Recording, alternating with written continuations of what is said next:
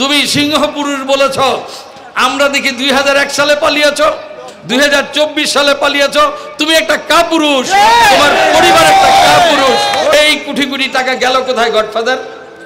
তুমি তো নিয়ে পালিয়ে গেছো, তুমি তো থাকতে পারো নাই। গডফাদার শুধু বলতো কোটি কোটি টাকা নাকি সরকার থেকে এনেছে এখানকার উন্নয়নের জন্য। আজকে সামান্য বৃষ্টির পানি হলে ডিএনডির মানুষের দুঃখের শেষ নাই। সেই কোটি কোটি টাকা গেল কোথায় গডফাদার? তুমি তো নিয়ে পালিয়ে গেছো, তুমি তো থাকতে পারো নাই। তোমাকে আজকে মানুষ ঘৃণা করে থুতু দেয়। তুমি সিংহ পুরুষ বলেছ, আমরা দেখি 2001 সালে পালিয়েছ, 2024 সালে পালিয়েছ। তুমি একটা কাপুরুষ, তোমার পরিবার একটা কাপুরুষ। আমাদের 17 বছর তুমি মামলা দিয়ে হামলা করে বুকে গুলি চালিয়ে আমাদেরকে দেশ থেকে বিদায় করতে পারো নাই। আমরা মানুষের মায়া মমতা ছেড়ে দেশ ছেড়ে পালিয়ে যাই নাই। আমরা জেলে গেছি, আমরা পলাতক রয়েছি, বুলেট বুকে নিয়েছি, কিন্তু দেশেই রয়েছি। তোমার মতো কাপুরুষ আমরা নই। তুমি একটা কাপুরুষ। আর কাপুরুষ কেমন কাপুরুষ? শুধু তুমি একজন স্বার্থবাদী মানুষ, শেখ হাসিনার মতো। তুমি যখন পালিয়ে গেছো, তুমি তোমার পরিবার পরিজনকে নিয়ে পালিয়েছো। তোমার চামচাদেরকে রেখে গেলে কেন?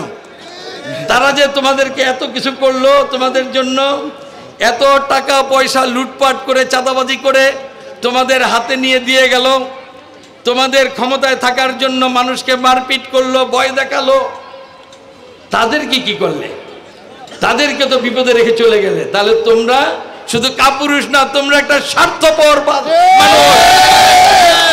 যেমন স্বার্থপর শেখ হাসিনা, তার পরিবার পরিজন নিয়েছে, শুধু তা না, আপনারা খোঁজ নিয়ে দেখেন, শেখ পরিবারের একটি শিশু বাচ্চাকেও বাংলাদেশে রেখে যায় না, সবাইকে নিয়ে গেছে। এমন স্বার্থপর, এমন খারাপ মানুষ। আজকে টেলিফোনে কনফারেন্স করে, আন্দোলন সংগ্রাম করার জন্য বলে আমি এখন প্রধানমন্ত্রী, এই তো আমি আসতেছি, তোমরা রেডি হও, তোমরা উমুককে মারো, উমুককে খুন করো। আমি আজকে বলতে চাই সবাইকে, বিবেকবান মানুষ, শেখ হাসিনা তুমি গেছো, তোমার শেখ পরিবারকে নিয়ে গেছো, তোমার লেফটেন্যান্টদের যারা মহানায়ক, যেমন নারায়ণগঞ্জের গডফাদার, তাদেরকে নিয়ে গেছো। তাদেরকে একটু পাঠাও না, তাদের সন্তানকে বলো না তোমরা গিয়ে আন্দোলন করো, তোমরা গিয়ে বুকের গুলি নাও, এটা তাদেরকে বলো না। তাদেরকে তুমি পাঠাবে না, পাঠাবে কারায়? আমাদের মতো সাধারণ মানুষের ছেলে মেয়েদের।